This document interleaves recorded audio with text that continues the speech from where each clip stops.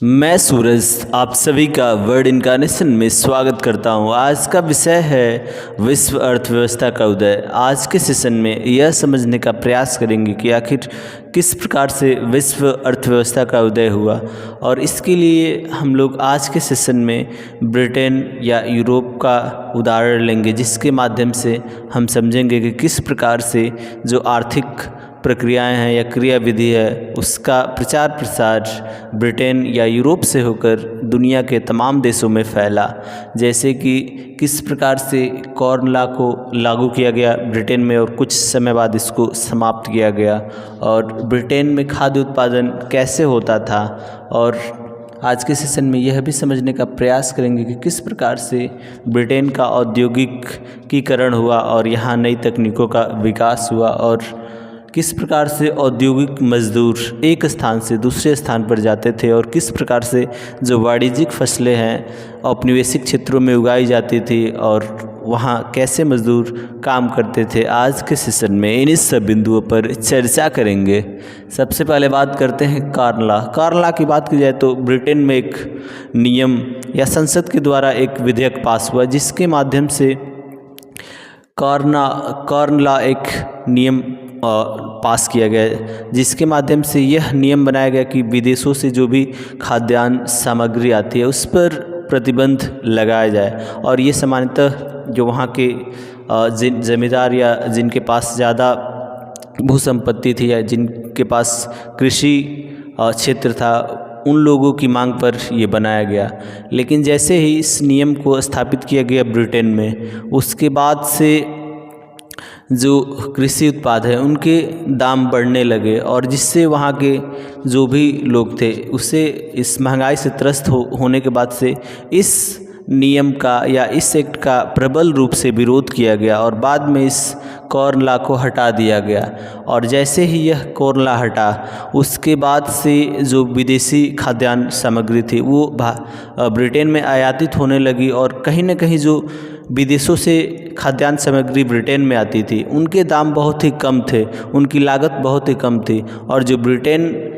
के कृषकों द्वारा जो सामान उगाए जाते थे या जो खाद्यान्न थे उनकी कीमत ज़्यादा होती थी। इसलिए इस नियम से जो ब्रिटेन के कृषक थे बहुत ही नाराज़ थे, और आगे चलकर उनकी आमदनी धीरे धीरे घटने लगी, क्योंकि जो विदेशों से सामान आते थे उनके दाम तो कम थे, और इसलिए इनकी जो आमदनी घटती गई। और बाद में चलकर इन्होंने कहीं ना कहीं जो कृषि कार्य है इसको छोड़कर इन्होंने तमाम देशों में प्रवास किया और दूसरे कार्यों में संलग्न होते गए। अब बात करते हैं ब्रिटेन में खाद्य उत्पादन। ब्रिटेन में खाद्य उत्पादन की बात की जाए तो जैसे ही कॉर्न लॉ को समाप्त किया गया, कृषि कार्यों में लोगों की जो दिलचस्पी थी वो ख़त्म हो गई, क्योंकि यहाँ के जो कृषक थे वे खाद्यान्न तो उत्पादन कर सकते थे, लेकिन खाद्यान्न के अलावा अन्य जो उनकी आवश्यकताएं हैं वे पूरा नहीं कर पाते थे, क्योंकि उनकी आमदनी उतनी नहीं थी कि जिससे कि अपनी मूलभूत जो आवश्यकताएं हैं उनको पूरा कर सके। उसके लिए उन्होंने दूसरे देशों में प्रवास किया या अन्य प्रकार के कार्यों में संलिप्त हुए, या औद्योगिकरण या तकनीकी जो कार्य थे उसमें संलिप्त हुए। लेकिन अब सवाल ये उठता है कि कैसे यहाँ का जो खाद्यान्न उत्पादन है इसको किया जाए। इसके लिए ब्रिटेन ने दूसरे देश से जो भी प्रवासी लोग थे या मजदूर लोग थे उनको बुलाना प्रारंभ किया, और उन्हीं के माध्यम से कृषि कार्य संचालित करते थे। अब बात करते हैं ब्रिटेन की औद्योगिक प्रगति। ब्रिटेन की बात की जाए तो इसने 18वीं शताब्दी के मध्य से ही और 19वीं शताब्दी के मध्य तक इसने तमाम तरीके के औद्योगिक प्रगति की, और जिसके माध्यम से इसने पूरी दुनिया में अपने उत्पादों को बेचने का काम किया, और इसने बहुत सारा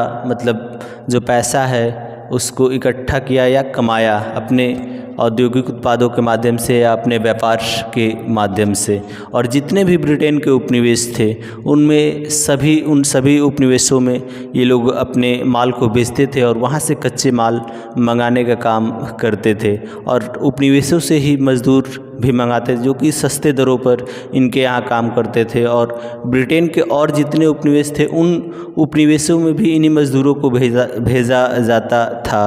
अब बात करते हैं औद्योगिक मज़दूर।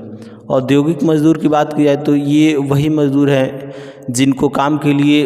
एक स्थान से दूसरे स्थान पर भेजा जाता था, और इसमें ज़्यादातर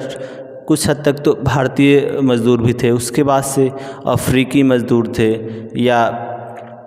दक्षिणी यूरोप की बात की जाए तो यहाँ से भी मज़दूरों को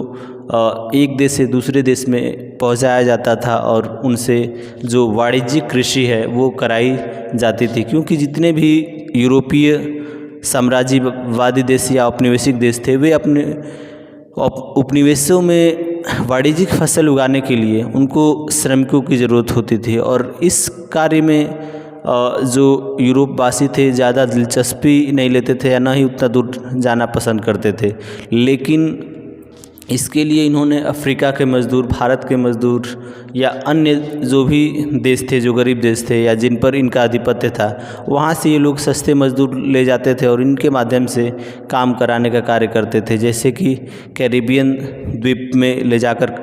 औद्योगिक फसल उगाने का कार्य करते थे, या वाणिज्यिक फसल, या अन्य दुनिया के तमाम जो क्षेत्र है जिन पर इनका आधिपत्य होता था, वहाँ कृषि कार्य कराने का कार्य करते थे औद्योगिक मज़दूरों के माध्यम से। धन्यवाद।